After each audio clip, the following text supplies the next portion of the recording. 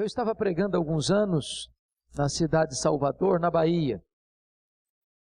E naquela noite eu pregava sobre avivamento. E quando eu terminei de pregar, uma repórter da cidade estava lá para uma entrevista. E ela olhou nos meus olhos e me fez uma pergunta perturbadora. Ela me perguntou assim: o senhor acredita no que prega? E eu firmemente olhei para ela e disse: é claro que eu acredito no que eu prego.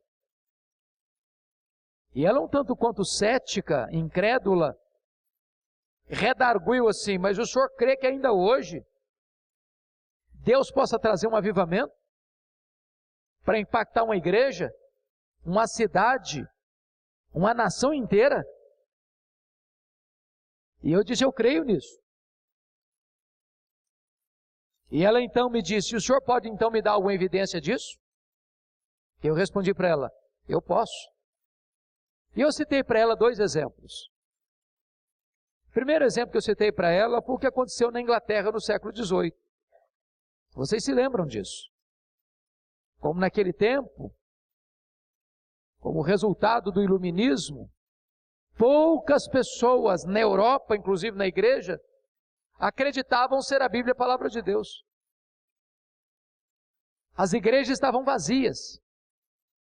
Pregadores descomprometidos pregavam sermões mortos para auditórios vazios e sonolentos e desciam do púlpito para se embriagarem nas mesas de jogo. Prevalecia naquele país a bebedeira, a prostituição, a jogatina, a incredulidade. Em Londres, de cada 6 casas, um era um prostíbulo.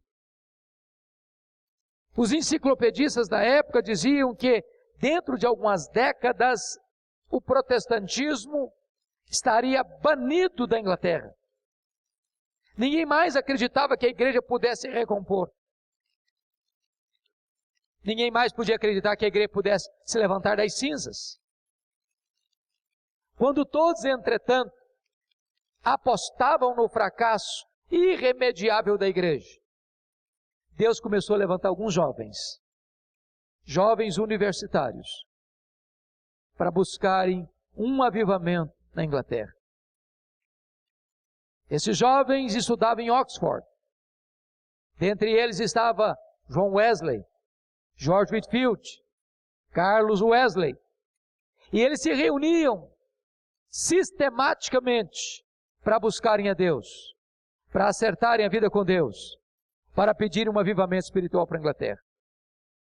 E foi numa reunião de oração, uma vigília de oração, no dia 31 de dezembro de 1739, às 3 horas da madrugada, que os céus se fenderam e o Espírito Santo desceu com grande poder naquela reunião de oração. Aqueles moços ficaram cheios do Espírito Santo. E a partir dali, eles se levantaram para pregar com grande autoridade e poder. As igrejas se encheram de pessoas famintas de Deus. Nas praças, as pessoas se acotovelavam, disputando um espaço para ouvir a palavra de Deus. E este avivamento varreu toda a Inglaterra. Centenas de milhares de pessoas foram salvas. E diz os historiadores que foi este avivamento inglês que salvou a Inglaterra do banho de sangue da Revolução Francesa. Mas eu contei para aquela repórter um exemplo mais contemporâneo. Eu contei para ela o que aconteceu na Romênia. Acho que todos vocês, se não a maioria, devem se recordar de como a Romênia viveu longos anos sob o governo carrasco, truculento e opressor de Ceausescu e sua mulher. Aquele ditador impôs um regime de medo, de pavor e de opressão sobre aquele país. O que talvez alguns não se lembrem é que Deus libertou a Romênia em apenas 10 dias. Talvez alguns não se lembrem é que Deus usou uma igreja de apenas 80 membros para desencadear esse processo. Tudo começou no dia 15 de dezembro de 1989, quando a polícia de Ceausescu cercou a casa do pastor Toderic, na cidade de Timisoara, para expulsá-lo da cidade. Nesse momento, os 80 membros fizeram um cordão de isolamento ao redor da casa do pastor e impediram que a polícia o expulsasse. A polícia foi buscar reforços. Os crentes da cidade se uniram. À beira da noite, um jovem batista comprou algumas velas e as distribuiu entre os crentes ao redor da casa. A polícia chegou com truculência, com as suas armas pesadas, e começou a atirar nos crentes. Deram um tiro na perna desse moço batista. Correram com ele para o hospital, para amputar-lhe a perna, para salvar-lhe a vida. Quando ele estava no seu leito de dor, com a perna amputada, alguém se aproxima dele e pergunta assim: você está arrependido, jovem?